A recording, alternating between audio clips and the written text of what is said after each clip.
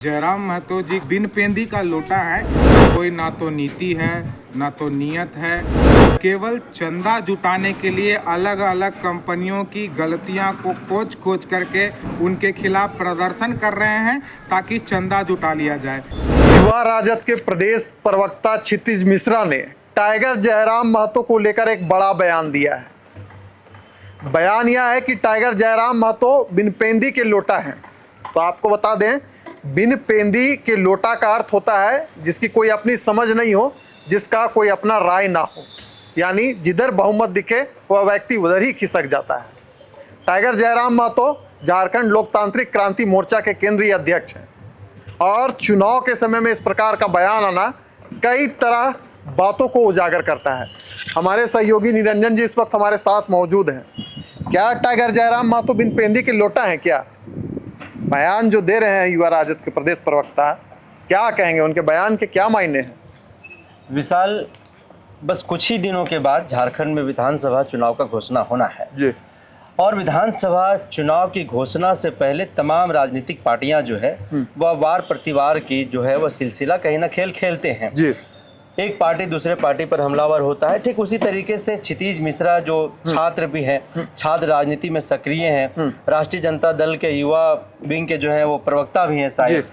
तो जिस तरह से उन्होंने इस बात को कहा है तो ये बात स्पष्ट है कि जो झारखंड लोकतांत्रिक क्रांतिकारी मोर्चा के केंद्रीय अध्यक्ष जयराम महतो हैं, जयराम महतो को अगर आप झारखंड के राजनीति के परिप्रेक्ष्य में देखिए या फिर उनके 2 वर्ष का जो कहते हैं कि हमने आंदोलन किया है, तो उस आंदोलन के दौरान उन्होंने केवल मंचों पर जाकर के, जो मंच सजाया जाता था उस मंच पर जाकर के उन्होंने भाषण दिया है। अब तक जो भी उन्होंने निर्णय लिया है वह दूर दूर तक कहीं ना कहीं यह दिखाई नहीं पड़ता है कि यह जयराम महतो का निर्णय है। जयराम महतो राजनीतिक तौर पर परिपक्व नहीं है, कोशिश कर रहे हैं, प्रयास कर रहे हैं, गांव घर जा रहे हैं, सभाओं को संबोधित कर रहे हैं, लोग उनके सभा में आ रहे हैं, भीड़ जुट रही है और भीड़ को भी जिस तरीके से वो संबोधित करते हैं, कई नेताओं की बात आई है, कई नेताओं ने अपनी अपनी प्रतिक्रिया रखी है। उन लोगों ने कहा है कि ये युवाओं को कहीं ना कहीं उकसाने का काम करते हैं, युवाओं को बरगलाने का काम करते हैं। तो इस तरीके से राजनीति नहीं होती है।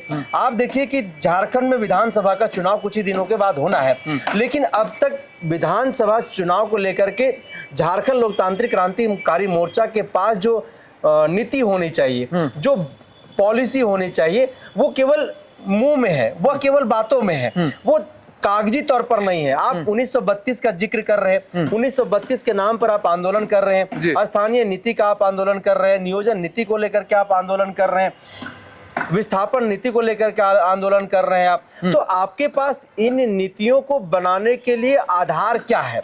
आपके पास क्या पॉलिसी है? क्या आपने इसके लिए कुछ इंटेलेक्चुअल लोगों के साथ बैठ करके बैठकें की, उन लोगों से कुछ बातचीत की है? अच्छा निरंजन जी, देखिए जो बयान आया, जिस प्रकार से टाइगर जयराम महतो भारतीय जनता पार्टी के ऊपर भी टारगेट कर रहे थे, झारखंड मुक्ति मोर्चा के ऊपर, राजद के ऊपर, कांग्रेस के ऊपर टारगेट कर रहे थे, यानी कि वो दिखाना चाह रहे थे कि सर्वे सर्वा अहम, यानी जो हम बोल रहे हैं वही सही है। यही कारण है कि अब जो सत्ता पक्ष के लोग हैं या विपक्ष में बैठी भारतीय जनता पार्टी है, टाइगर जयराम महतो को टारगेट कर रही है। लेकिन यहाँ से एक सवाल भी खड़ा होता है कि जिस प्रकार से टाइगर जयराम महतो के पार्टी के अंदर ही उनके ही लोग अब उनका विरोध करना शुरू कर दिए हैं। जैसे अगर मोहम्मद रिजवान का आप नाम ले लीजिए, पहले उन्हें पदमुक्त किया गया, उसके बाद उन्होंने अपना जो बात है जनता के समक्ष रखा, पार्टी के भी समक्ष रखा, लेकिन उनकी बातों को पार्टी ने नहीं समझा। अब जो संजय मेहता जी हैं जो कि हजारीबाग से आते हैं, वो भी रिजाइन दे चुके हैं पार्टी की ओर से। तो कहीं पार्टी खुद टूटती तो नहीं जा रही है और दूसरे को टारगेट कर रही है, ऐसा है क्या कुछ? देखिए, जयराम महतो सबसे पहले तो उनके पास शब्द नहीं है। वो कहते हैं कि मैं पीएचडी होल्डर हूँ, पढ़ा लिखा हूँ, शिक्षित हूँ, युवाओं की फौज हमारे पास है। तो ठीक है, लेकिन आप सिद्धांतिक नहीं है। आप एक सीएम को, जो सीएम के पद पर है, उसके खिलाफ में उलूल जुलूला बातें करते हैं, आप मारने काटने की आप बात करते हैं, आप लोगों को, युवाओं को उकसाने की बात करते हैं। वह युवा जो आपके भीड़ में है वो नाबालिग है। आपने रिजवान का जिक्र किया, तो रिजवान कहीं ना कहीं जयराम महतो का एक दाहिना हाथ के तौर पर जो है वो कहे जाते जी। हैं। आप उसी तरीके से देवेंद्र नाथ महतो को लेकर के जो है आप उल्टा पलटा बात करते हैं कि हमने उनको चुनाव लड़ाया। तो पता होना चाहिए कि देवेंद्र नाथ महतो को हम लोग जानते हैं जहां तक कि आपकी राजनीति में जब जन्म भी नहीं हुआ होगा उससे पहले से देवेंद्र नाथ महतो जो है रांची में खास करके जो है वह छात्रों की आवाज को बुलंद करते रहे। आप उसी तरीके से मनोज यादव के ऊपर आप सवाल खड़ा करते हैं, तो मनोज यादव भी आपसे पहले से राजनीति में सक्रिय हैं। खास करके छात्र राजनीति में उनकी सक्रियता जो है वो काफी देखी जाती है। वो चुनाव भी लड़ चुके हैं और आप भी जो जिला परिषद की तैयारी ही कर रहे थे। आपसे तो लोग यह भी जानना चाहते हैं कि अब आप जो है कब और किस वक्त जो है झारखंड के लिए आपने आंदोलन किया है। बड़े बड़े मंचों से जाकर के भाषण दे देना केवल क्या आंदोलन होता है? वो आंदोलन आप किस प्रारूप में किया है? आप जो आंदोलन कर रहे हैं उस आंदोलन का आपके पास ड्राफ्ट कहाँ है? आपने क्या कोई ड्राफ्ट बनाया है उसको लेकर के, या फिर केवल हवाई फायर है? आपके पास कोई तथ्यात्मक बात नहीं है। आप झारखंड के 5 प्रमंडल में अलग अलग समय में जो है सर्वे हुआ है, जनगणना हुआ है, तो उसके हिसाब से जिसकी लड़ाई आप लड़ रहे हैं, जो युवाओं को, झारखंड वासियों को जो आप सपने दिखा रहे हैं, उन सपनों के लिए आपके पास क्या ड्राफ्ट है? आपके पास क्या पॉलिसी है? ये झारखंड के नौजवान है सवाल खड़ा कर रहे हैं। तो कहीं ना कहीं क्षितिज मिश्रा जो ने बात कहा है कि बिनपेंदी का लोटा है जयराम महतो, तो बिनपेंदी का लोटा का मतलब हालांकि आपने बता दिया कि ना तो उसकी अपनी सिद्धांत होती है, न ही उसकी अपनी नीति होती है, न ही उनका अपना निर्णय होता है, डिसीजन होता है। वो लोग जो कहते हैं वो उस तरीके से वो आगे बढ़ते हैं। तो ठीक जयराम महतो के साथ भी वही कहीं ना कहीं वो सिद्धांत जो है वो लागू हो रहा है। और यही कारण है कि आज झारखंड में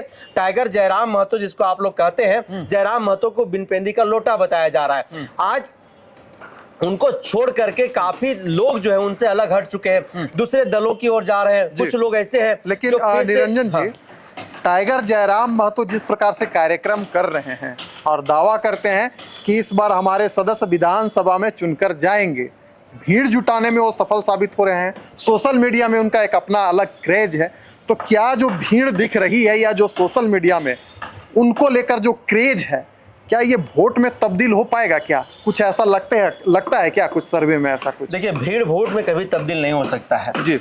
चुनाव का भी एक लंबा अनुभव मेरे साथ रहा है। 2012-13 से ही चुनावी गतिविधियों में भी सक्रिय तौर पर काम किया है हमने। कई पार्टी और कई नेताओं के लिए हमने काम किया। तो व्यक्तिगत तौर पर मेरा अपना अनुभव जो है वो मैं बताना चाहूँगा पत्रकारिता के साथ साथ कि जो भीड़ है वो भीड़ कभी आपका वोट में तब्दील नहीं हो सकता है। भीड़ आज आपके साथ है, वो भीड़ कल किसी और नेता के साथ है, किसी और पार्टी के साथ में है। आपने हर विधानसभा क्षेत्र से लोगों को फॉर्म भराया है।